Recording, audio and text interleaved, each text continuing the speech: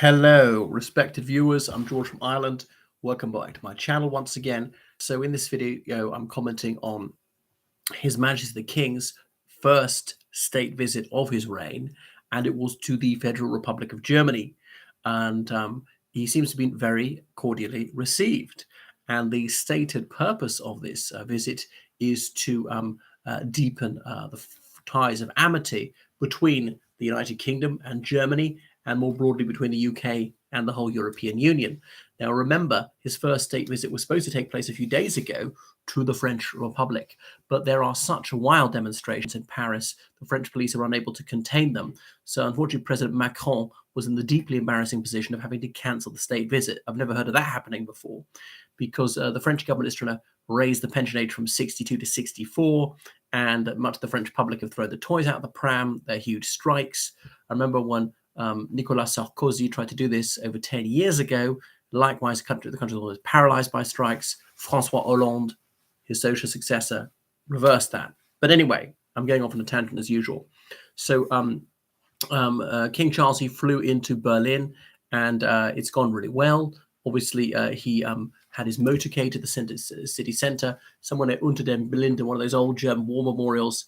The German Army, Navy, and Air Force, they were in their dress uniform to give him the royal salute, and God Save the King was played, as well as the German national anthem, Das Lied den Deutschen, and so on.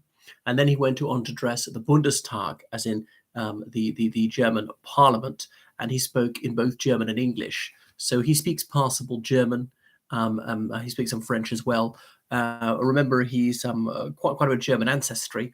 So his father, Prince Philip, was born into Greece to a mostly German mother, and the Greek royal family were Danish and German and Russian and all sorts. His late father, Prince Philip, when asked his nationality, said he was European. And I remember Prince Philip seeing an interview in which he was able to speak flawless German. So remember, British monarchs chose German brides into the 20th century. Of course, George V was the last one to marry someone who was overwhelmingly German, marrying May of Teck, or Queen Mary. So the king has really rammed home the point, underlining the historical links between the two countries, and saying he wants to work in close concert with Germany, and the United Kingdom enormously values this friendship and all the rest of it. So notwithstanding Brexit, there are still very warm feelings between them. So the cordiality was mutual, and he was received with a standing ovation. And I suppose there's a subtext there that some people in the European Union have not given up hope, and I suppose they're right not to, that the United Kingdom might one day come back into the fold. Because opinion polls show that 56% of people in the United Kingdom would vote to rejoin the European Union were they given the chance. Amongst people over the age of 30, it's over 60%. Amongst elderly people over the age of 80 is under 40%. But of course, those octogenarians are dying off, and the people who are turning 18, they're more and more leaning towards remain or rejoin, to be more accurate. So that might happen. I think it's not on the cards immediately. A Labour government might try it. I think they wouldn't risk it at first. Rejoin the European single market, that'd be a preliminary step. Dip their toe in the water, how's public opinion going, and so on. But it might also depend on the terms that are offered. But despite that, there's also cooperation on issues like helping the Ukrainians try and fight to defend their democracy from Russia's illegal war of unprovoked aggression.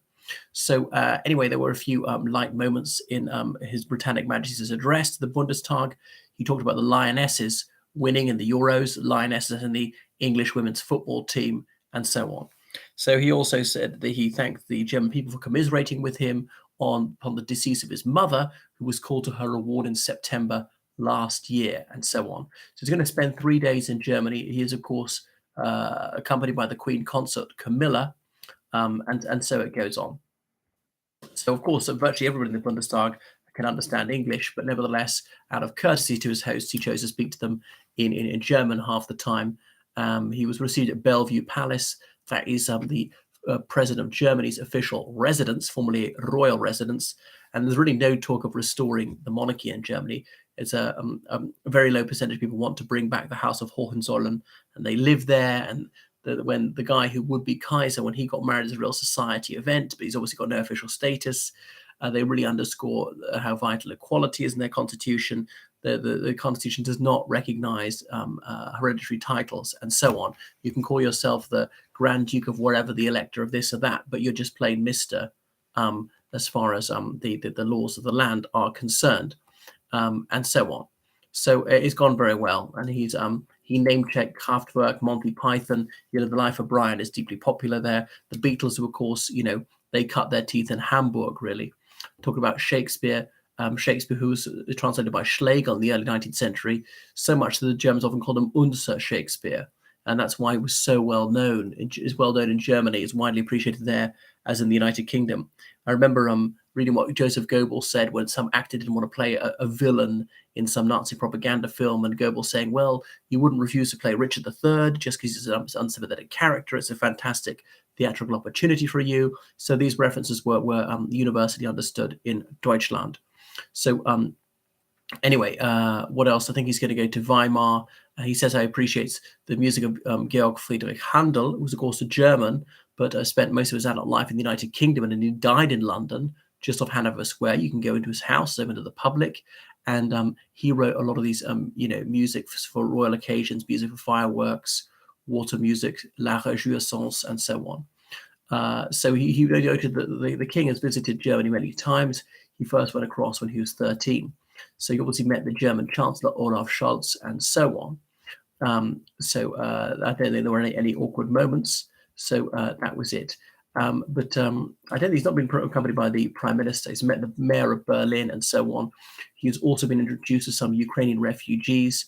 There's a state banquet about to happen. He's been driving around his own Bentley, despite the fact that obviously it's driving, got the steering wheel on the wrong side.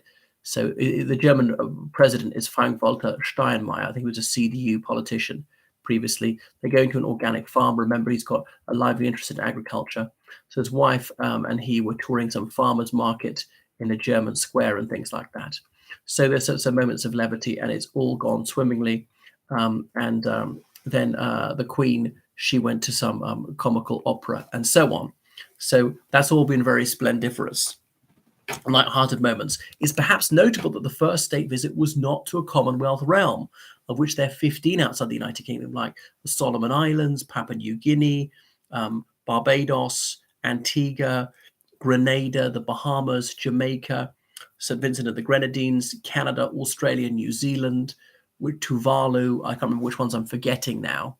All might have gone to the USA. And that hasn't happened. So obviously he only acts on ministerial advice. Perhaps the Prime Minister's clearly urged him to do this. He will have written a speech, or the ministers will have written a speech. They will have shown it to the German government. Is this acceptable to you? Anything you dislike, we can change it, we can reword it, remove that, put something else in. And the President of Germany's official reply will be shown to His Majesty's government to ensure its acceptability. And when they will request, could you remove this? Could you put something else in? Could you change the wording here and there so that there are no diplomatic incidents and it all goes off without a hitch? There'll be an exchange of gifts and so on. These are carefully choreographed moments that are supposedly worth it. I wonder how many millions of taxpayers' money they cost. But that's it. Anyway, thank you so much for watching the channel. Toodle pip.